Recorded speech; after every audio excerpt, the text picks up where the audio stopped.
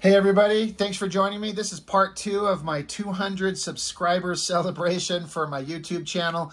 My first one, I went over some artwork, some old, some newer, more recent stuff. I was trying to come up with something to do to celebrate 200 subscribers on my YouTube channel. It's mind-blowing to me. I know I say that a lot. I can't believe it. I had some other stuff that I wanted to show, but I couldn't find it, and I didn't expect to hit 200 subscribers this quickly. It only took 2 weeks. It took about a month to get to 100, and then only 2 more weeks to get an additional 100 to get to 200. Blows my mind. So, and it's kind of dumb logic on my part because, you know, people come to my channel, it seems to me, to look at the comic books, and the stuff that I focus on are the classic image stuff and old school artists, you know, the McFarlanes and Lees and Liefelds and that type of stuff. For the most part, I try to cover a wide range of stuff. And the stuff on my channel gets the least amount of views, understandably, is when I showcase my own crap. I get it. You know, people want to come and see something they look at that's familiar. But some people, you know, kind of enjoy this, and why not? This is an opportunity for me to show off some of my stuff. So in my previous video on my little celebration of 200 subscribers was just a bunch of random one-off pages, sketches, pinups, things like that. This is a focus on sequential comic art that I've done either for just fun for myself, or I was hired by some small press comic book publishers that asked me to do work for them. And that's what pretty much all of this is. It's a pile of stuff, and I thought that I'd show it off. Starting with this one. This one's a couple years old. As I've said before, that I don't date these enough, so I would know when the hell they were done. It's just a one-page thing that I did for a guy. There was a small publishing house of independent guys, Red Leaf Comics. I know that they're still around, you know, doing different things, but I don't know if the Red Leaf brand is still going. But the guy who kind of ran that thing, we worked closely for a long time because, you know, it was doing work for no pay, but for me, it was totally fine because I was getting the opportunity to get my work in a book with lettering and a color cover and packaged together, and that's not anything I'd ever seen before. Plus, I took it as the opportunity to get experience and work and network with people and friends. People who I still know and work with today are people I worked with on this stuff that I started back 10 years ago, I think, if I'm trying to remember correctly, how long I've known the guy. But anyway, this is a one-off page of a female version of a character for one of his books. It was complicated because it was going to be a one-page thing, and to tell a quick story of this character in just a couple of panels on one page really forces you to really compress your ideas into smaller panels and tighten everything into smaller panels. The concept is that this girl, Beetle Girl is who she is. She's like falling through some kind of time portal, something like that. Then she lands in some rubble, and there's a foot there.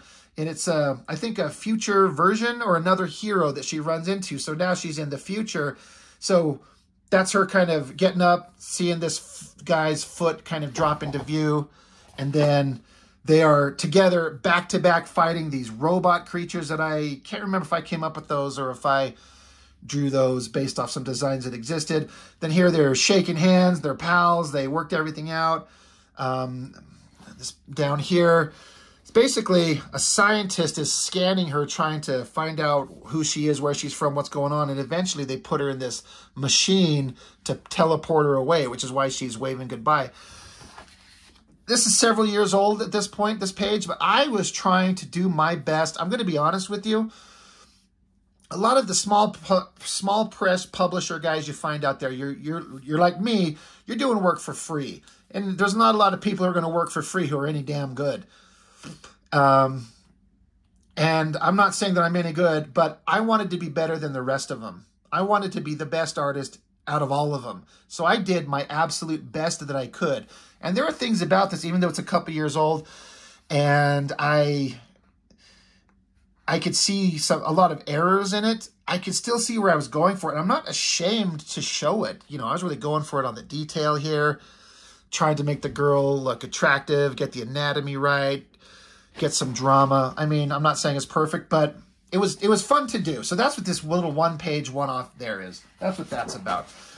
This is another short, I think it's 8 pages, a short story that they wrote. It's kind of a real-world police drama kind of thing. We're cutting back and forth between, you don't know it yet, but this is like the old-timer cop and the young recruit. He's kind of a older, overweight guy sitting at a table, showing him getting ready for work. Down here, he's doing a little bump of cocaine off his hand. I hope I kind of illustrated this in a way that works. Meanwhile, the young cop doing exercises, getting ready. He's in shape, and they're meeting up at the police department. This was asking me to draw shit that's really hard. Domestic scenes with backgrounds and perspectives, tables, books, chairs, things hanging off it, dishes in the sink, windows, blinds. Man, you really got to think about this shit. And then do another guy, he's doing push-ups. He's a low angle, got a couch, a painting on the wall, windows, trim, power outlets, getting real-world clothing and costumes right. This shit is hard, and it's not exciting at all because you want to be drawing big superheroes punching each other, right? You want to pull the Rob Liefeld and just have people punching each other. But sometimes you got to draw this shit. And this entire story was nothing but shit like that. So again, I wasn't getting paid or anything like that, but I took it as an opportunity to practice and give the best that I could do. And I think that's a lesson that not a lot of people do. I've seen people like get online and they've got atrocious fucking artwork saying that they won't work less for them like $100 per page. And I'm like, dude, you ain't worth $5 a page. I'm working for free often so I can practice and get better because I want to be good at the craft. The two cops meet up. They get together. You can see the youthful kind of fun on the young guy, and the other guy, the older cop, is kind of more rigid. Try to do a city scene here. Obviously reference that. Reference the cop car. Try to do some perspective. Make it look like they're driving. Go to some warehouse or pass a warehouse building. They're talking. I honestly can't remember what the hell the story was about. Cut to another scene where you got a car that's stopped and being pulled over by this cop here. And then this is the cop car with the two characters we've met up with already. And the old cop gets out to join the new guy who we're just meeting right here for the first time. There's some kind of banter back and forth where you can tell that this old-timey cop is kind of a scumball. And this cop, they're kind of a confrontation between them. But they get back in their own cars. The young cop is like, well, what's that all about? What's all the, what's the tension? And the old cop is like, don't worry about it. Let's just go, kid. Oh, I remember. Holy shit. It's supposed to be a Robin Hood type story. This guy's basically going to be Robin Hood. I don't know if that's supposed to be the sheriff of Nottingham. This is going to be Little John. That's right. If I remember correctly, it's like a modern day Robin Hood type thing with cops. Not my story. I didn't write it. Yeah, interesting premise, but anyway, for whatever reason, they go back to this one building warehouse. I got the perspective way out. This is a long ass fucking building. Anyway, they get out. The young cop, they go to the door. They go inside here. They're talking. The storytelling is not clear at all. I really screwed this up. It was kind of hard. This shows the limitations. Again, this is 7 or 8 years old, I think, at least. The old-timey cop, he takes off, and then the guy comes... Oh, yeah. The young cop goes into a back room here, and then this guy that's inside this building, who I didn't establish this very well at all, but he bashes the young cop over the head, knocks his ass out. That's right. It's all coming back to me. This is the young cop, the Robin Hood. He's waking up. This was kind of a fun image to draw. He's waking up. He's in a dark room. His head hurts. This is supposed to show that I don't know how you do it without showing more than one panel. I probably should have done that. But he touched the doorknob and it's burning hot. That's why he's like, I got these little lines coming off his hand. I mean, the text would have said it, but, and this was interesting to draw on a hand, but the door is hot. So he kicks it open, boom, smashes it, and there's fire everywhere. Really testing my storytelling abilities, and I don't think I was doing quite well. So he's freaking out. The building's burning. His radio's gone. The windows are barred shut. He's trying to get to a door, but then all the roof crashes in, and everything's just crashed around him, and fire is surrounding him. He's not going to get away. at least it's very unlikely. But he notices everything having crashed in from the ceiling. There's now a hole in the ceiling. So he climbs up something I didn't establish, some debris or mechanics or something like that. He crawls up there and he can't quite reach, but the Little John character from earlier, he's up there. He's yelling, "Hey, are you down there?" Like, he throws him a rope and he grabs onto it to swing out of it. He pulls him up out of the opening from the roof, and they go down a ladder. He's coughing up his guts.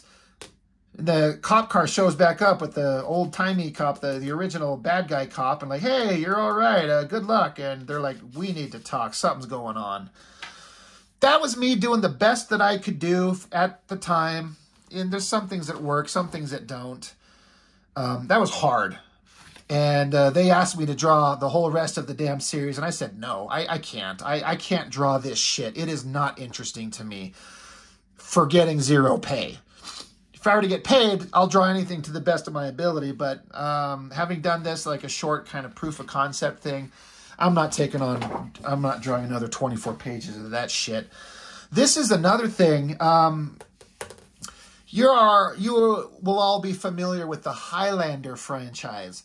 And through those connections, like I said, with those other stories, those other pages where I talked about working for free and networking and making friends and doing the best that you can do, a group of those guys, he had a small publishing company, and somehow they negotiated the rights to publish comics based on the Highlander franchise. How, when, why, how did that happen? I don't know, but they pulled it off. I'm trying to decide how much I kind of want to say, because unfortunately it seems to be the reality is they completely fucked up. They did not find, they had an artist on the book that was so fucking awful, so terrible, but they had him under contract, like, to get percentage of the sales, and they signed a contract with the worst fucking artist you could ever find.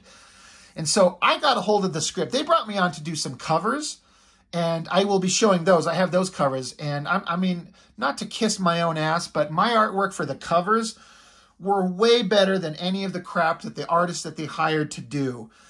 It was just ridiculous. And so once I got those covers done, I got a hold of the script to the book, and I started drawing the pages just anyway. I wanted the gig because it's a licensed property that was supposed to be supported by the publisher, the owners of the property, the movie studio. But that never ended up happening. It all just fell apart. They barely were able to put together one issue. The movie studio wasn't supporting anybody, from what I understand. And when they did put together the one issue, the artwork was so fucking atrocious. It was laughable. I started doing my own artwork for it, just based on the script. And again, this is several years old at this point. I was doing the best I could. I'm probably going to fold these pages into my own little short story of my own character. But just to show it, this is supposed to be the Highlander character from the TV show, hundreds of years into the future, is the basic premise, if I remember correctly. So this is, getting the perspective on a sword coming towards you is hard. But this guy interrupted him. He's, hey, can we get the sword away from me? Like, hey, chill out there. They're I can't remember what any of the dialogue is. I didn't finish the background here, but this guy is basically wondering, why is he using a sword when he's got like a belt with guns over there? And this guy is like, you don't understand. Again, I was doing the best that I could do, and I think it's okay. It's considering if you were to see what the other artwork looked like from the guy who was doing it before, you would just straight laugh. I try not to kiss my own ass like that too often, but when it was so frustrating for me. But anyway, the story goes on. The guy, he's putting on his own weapons. I tried to do some, sorry, I'm out of view here. Trying to do some shiny stuff on the walls. I was really trying to have a hard time. I was having a hard time figuring out how to do certain inking techniques and trying to do perspective and shadows and lighting and drama. And, I was trying my best. This is the character, the Highlander guy. He's kind of lost in thought. He's looking at a like a futuristic holographic recording of this female speaking to him, whatever's going on. So I try to do some techniques to make it look like it was like a technical video thing with these lines. I hadn't blackened in the sides through here, and he's just lost in thought. And I stopped doing this because I started doing other things. But it was a fun, again, another opportunity to practice and exercise your skills. So that's what all that is. This stuff right here, this brings a smile to my face because it was so fun. I ran into a guy online, the biggest pain in the ass you've ever met. The guy, there's so much attitude. He was so full of shit, but he come up with the most funny and entertaining, like satirical takes on superheroes. This is his character, his design. And he would draw, but he wasn't by any means. He looked like he had like typing paper and a Bic pen and would just scribble these things on there. And you could tell what was going on, but artistically, he was never going to be hired or published by anybody. But I mean, fuck, neither am I. So what the hell do I know? But I was like, dude, I love your stories so much. They're so funny and they're so interesting and they're so entertaining. How about you let me draw your stories? I was trying to throw myself out there. I was like, let me help you bring this stuff to the forefront. And we kind of worked together for a minute, but he's such a insufferable pain in the ass dick. He ended up just like, no, never mind, I'm going to do it on my own, which is fine, but... And he just disappeared. I don't know what the hell he's doing anymore. But his character here kind of looks like Shadowhawk and Wolverine. His name is Indigo Falcon, which I think is a great name. So I was just trying to do a over-the-top kind of 90s type of hyper-rendered drawing stuff. Again, this is several years old. That's one drawing of the character. That's me doing another version of it, trying to streamline it a little bit. These were fun. So these are like cover images. This is another character in the story. His name is Starfucker.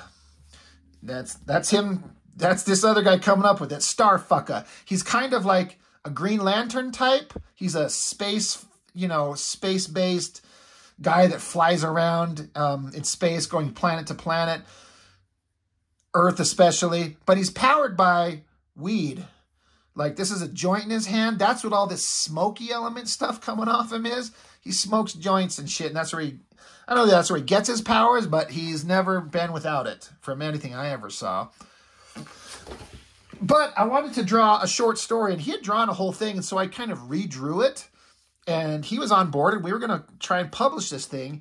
This was page 1. It basically needed to be filled in with black, but this is Indigo Falcon and his girl. I can't remember what the hell her name was. But his dialogue, I wish I could remember it. It was so funny. I mean, this might look like kind of standard superhero shit, but he's basically like, babe, we can't be together. It's no good. And she's like, but we love each other. And he's like, yeah, I can't even remember the dialogue. It was so funny. It was so ridiculous. He's such an egotistical prick. He's like, yeah, I'm awesome, but we can't be together, babe. And I don't know. I wish I could remember the dialogue. I've got it hidden somewhere. But I was trying to give it my all with the artwork and then put his funny dialogue on it. I thought that it would come out great. I still think it would have, but he decided to go elsewhere, so fuck him. So they're still having their dialogue. They're talking back and forth. They can't be together. She's sad. But, you know, he's like, sorry, babe, that's just how it's got to be. I'm a badass, but you can't be with me. I still look at this artwork, even being several years old, and I still kind of like what I did, for the most part. Some bad guy in the shadows up here, hiding behind a tree. He comes charging at the girl, and boom, chops her head right off. So that was kind of a fun, ridiculous thing to do there. He's some kind of, like, Egyptian god, villain. Horus, maybe? I can't remember exactly, but there he is standing, lightning bolts coming out of his eyes. He's holding her severed, bloody head. I was really going for it with some like tonal stuff with the cross-hatching on the lines. It was fun. And of course, Indigo Falcon, now he's pissed off. So, you know, lots of action and energy and movement. He's gonna, you know, the fight will begin. So he leaps into battle, trying to get the action and the movement and the big clawed hands and all that shit. This was fun to draw. You know, again, trying to go for a lot of action and 90s comic style bullshit. They fight, chopping at each other, slashing at each other, kicking at each other. you know, you think fighting is fun to draw until you're forced to do it, and then you suddenly realize how hard it is to compose the whole thing. And it gets a lot trickier than you might remember, or might think it is. But these were fun. They're going at each other. They're having some funny back and forth dialogue. And Indigo Falcon's charging at him with his clawed hands, and he just jams his hand right into the bad guy's chest and just pulls his heart right out. And I think I could have shown that better, but, you know, it is what it is. I kind of like this big close-up of his face, and again, doing all kinds of line work and some chalk pencil to kind of give it some texture, just trying to do anything I could do to make it look over-the-top, ridiculous, fun. So that was fun. So that's one quick story. This is another short story with the same characters. Again, I can't remember the name of this big bad guy, but basically it starts with Indigo getting his ass thrown out through a window. Boom! He's picking himself up, and the big bad guy's talking some shit to him and kind of laughing at him and chuckling. And he says something here, some kind of funny insult that really pisses him off. I wish I could remember what the insult was. I thought the story that the other guy wrote was really funny. But it pisses him off. He's like, you motherfucker. So he starts like stomping him into the ground. And these open panels here in the final version that I've got, you know, digitally, we took and cut this out and pasted it into these empty boxes to show that he's, you know, slamming him into the ground over and over and over. This was fun to draw. The angry face and the big muscly, shiny, metallic guy. Just having a lot of fun with it. I think I kind of did okay. But our hero, Indigo Falcon's getting his ass whooped. This page was supposed to be a bunch of rando citizens just watching, like a guy scared watching it, some girl grabbing her boobies because she's kind of turned on by the action. This guy's like, go Indigo Falcon, get your ass up, don't let him do it. This girl, she's sitting around the corner getting hot watching them beat each other up. Some old superhero guy's talking about how they would have done it back in the day. This chunklehead is videoing it with his phone. And then here, I didn't do this hand very well at all. I really butchered this. But that's that star fucker. He swoops in like this, and, you know, he comes in this way and he punches him, just knocks him out. Indigo's down there just flattened in the ground. You can only see his arms and legs coming out, and Starfucker's like, bro, you okay? And he's like pulling himself out of the rubble. He's like, shit, I think I am. And this last panel's like, well, you're good, bro. Let's light some shit up. That, you know, this guy that come up with these stories, he had some funny stuff. And my dialogue, like vague remembrances of it, don't make it nearly as funny as I thought it was to read. So that's what that was. This is, I'm actually missing page 1, or not missing, I've got it somewhere, I couldn't find it, but with a group of guys on a website, Digital Webbing, some years ago, we all worked on some group projects. A bunch of us got together and we did like an X-Men comic. We did 2 of them that were like 30 pages on one and 50 pages on another. Some 12 to 15 different artists contributing. And then the final one that we did was a Hellboy group project.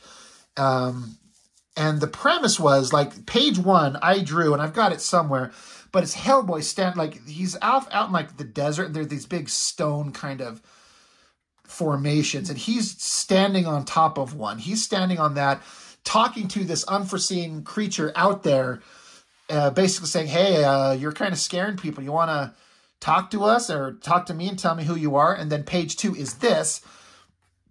It's a female figure, like, on fire, floating through the sky, and he's trying to communicate with her.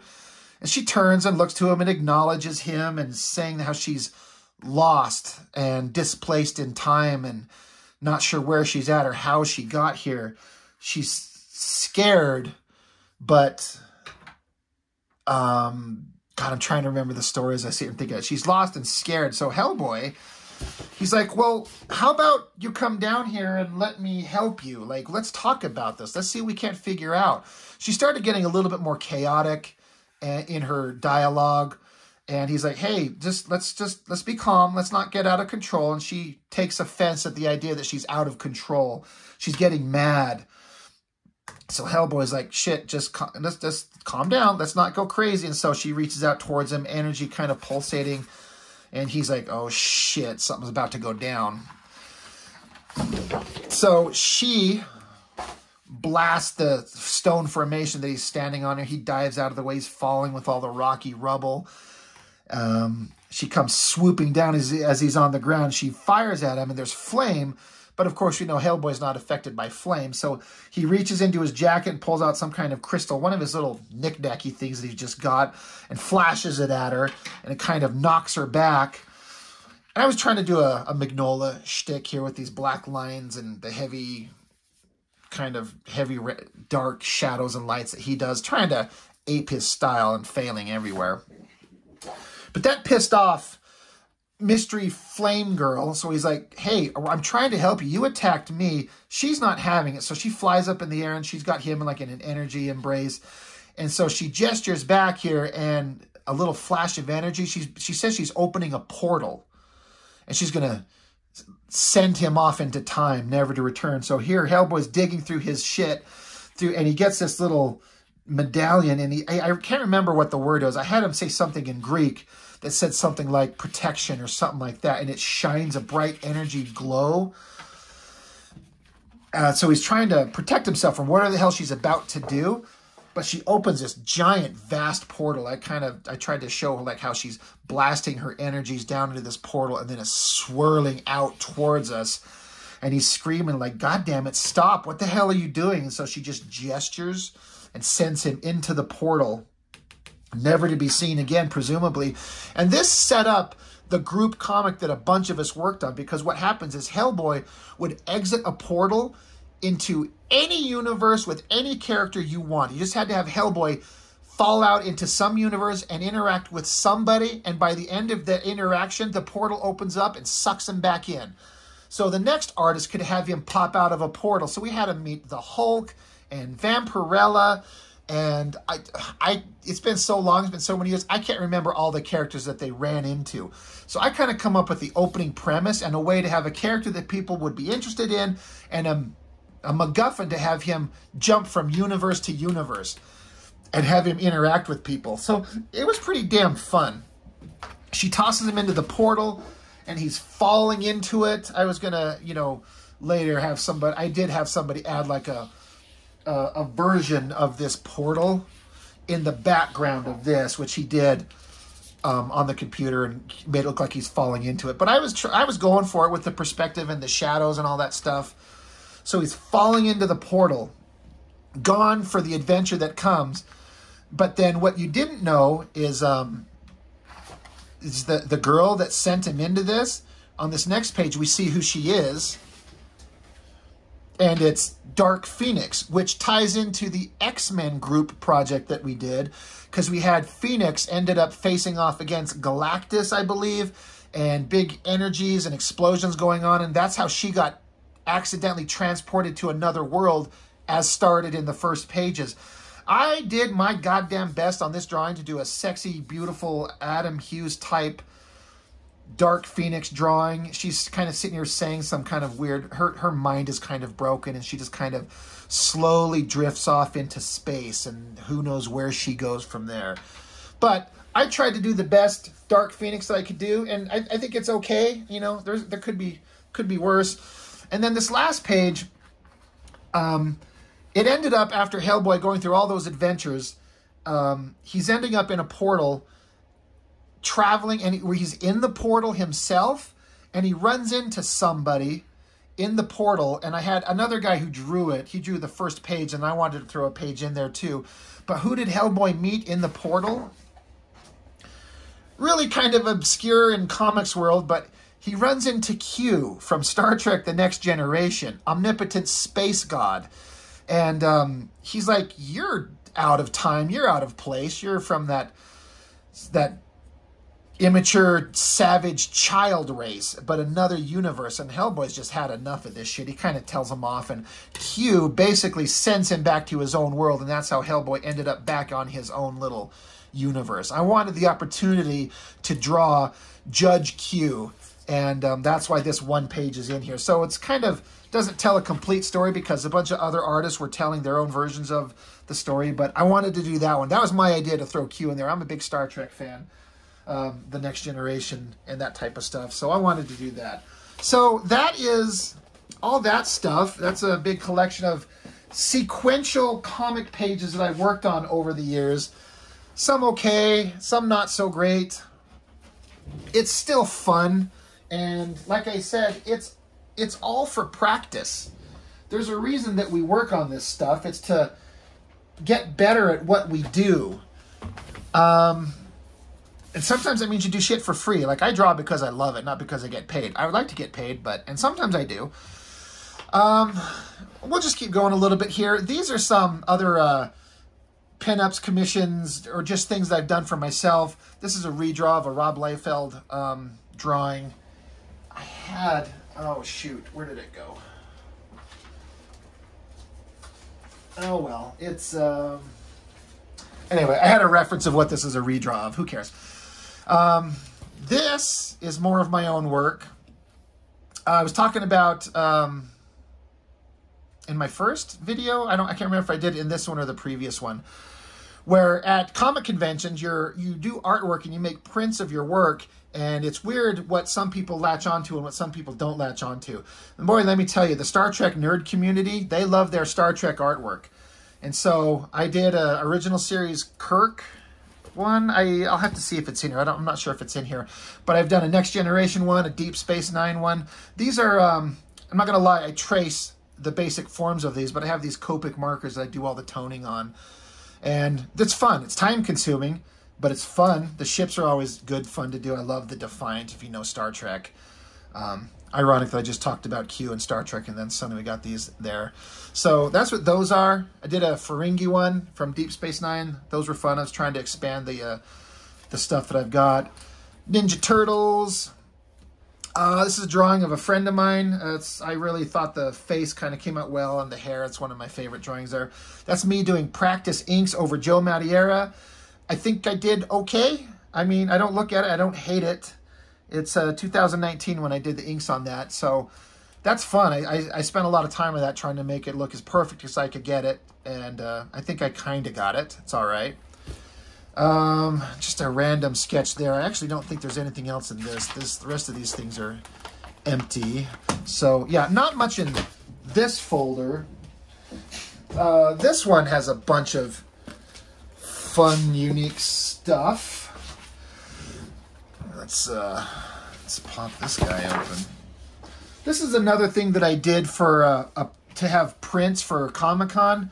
The Infinity War movie had just come out, and so I thought people would be interested in Thanos. Didn't sell a single fucking one of these prints, but, you know, whatever. You never know. So, I was talking about, with those sequential pages, the Highlander comic, how the small press publisher got the rights to publish books based on Highlander. And they brought me on to do like one cover, and I just drew and drew and drew for them just for fun, because I was so excited about the possibility. I didn't know anything about Highlander. I'd never even seen the first movie. I've still only seen the first movie one time, and I know nothing else about the franchise, but I was motivated. This is 2014, to give you some context of how long ago this is, and I still kind of like the artwork. So what I'm showing here is I do the original line work in this blue pencil when I'm really trying to do the best work that I can do. So I do it in this blue pencil, and then I light box it in nice regular pencil that I then ink, which is this one here.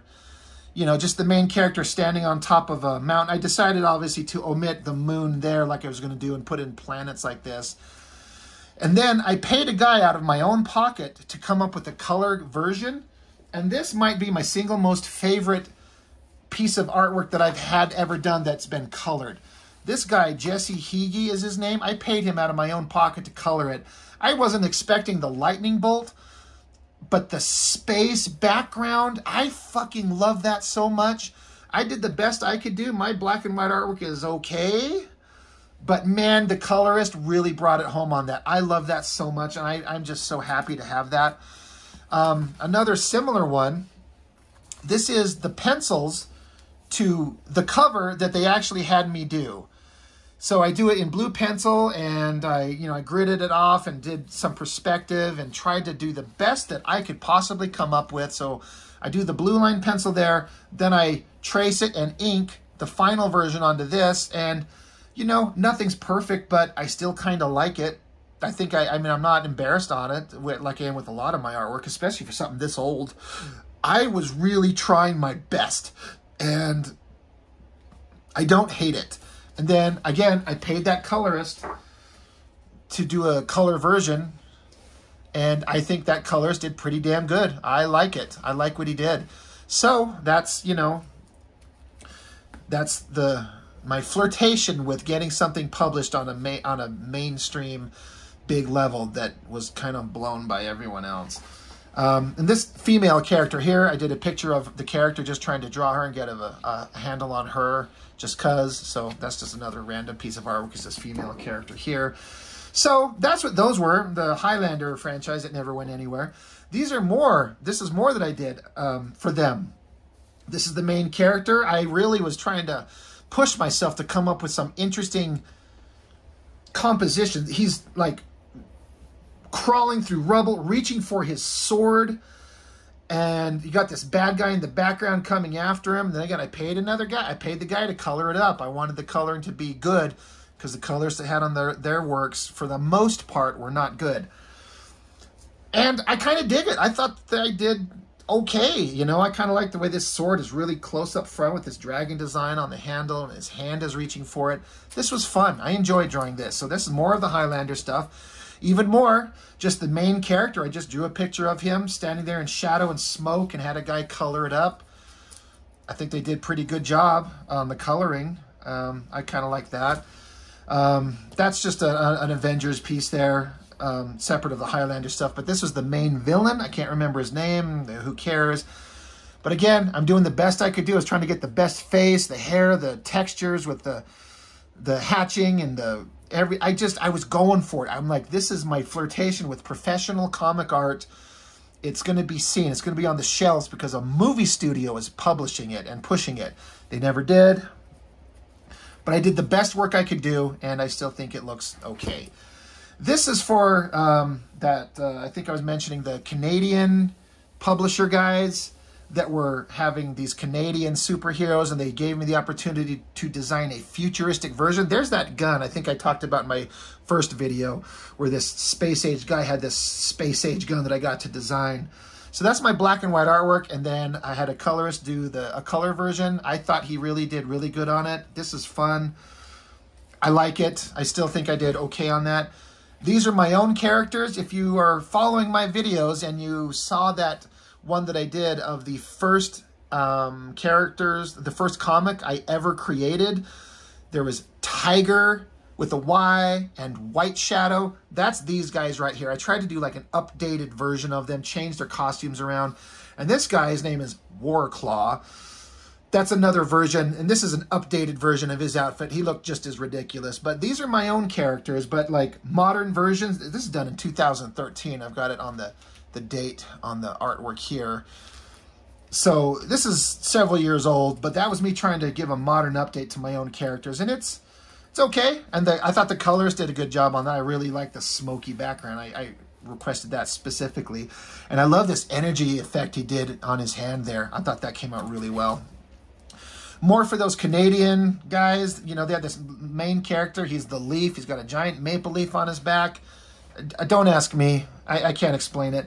But this is a version where it's like a robot version. So he's walking through fire and he got his robotic parts coming out. So that's what I did in this version here. Tried to make it look as intense as you could possibly do with a character that wears a giant maple leaf on his back.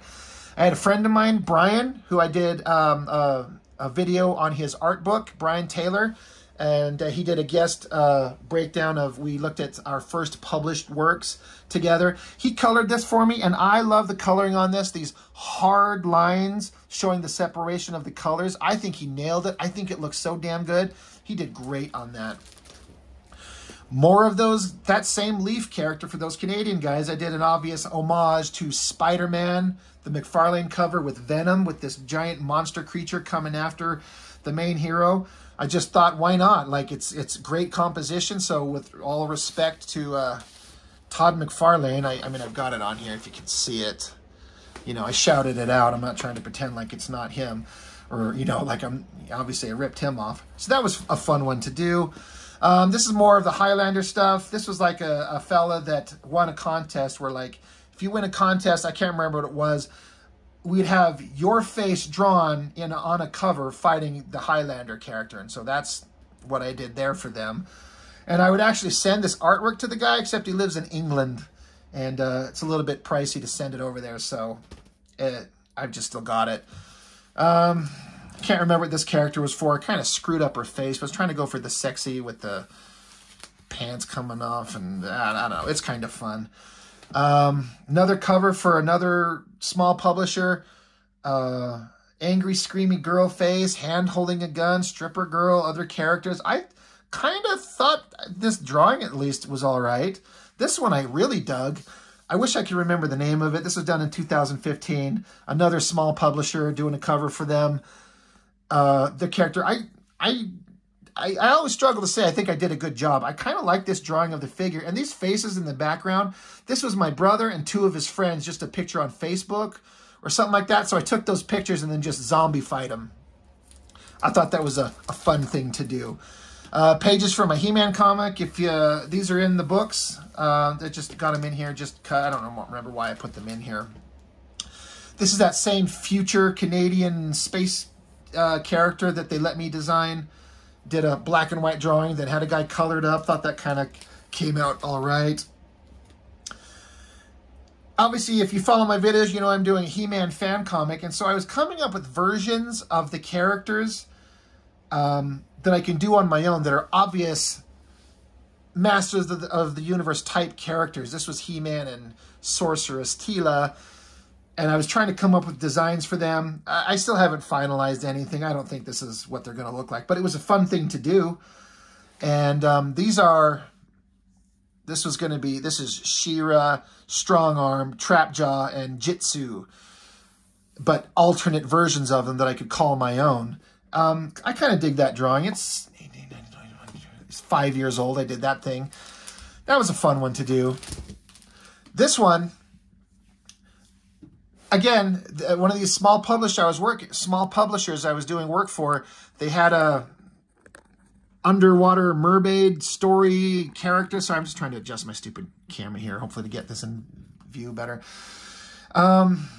Had these mermaid characters. So I drew them and I, went a little PG-13, made them topless and showed that shit right there.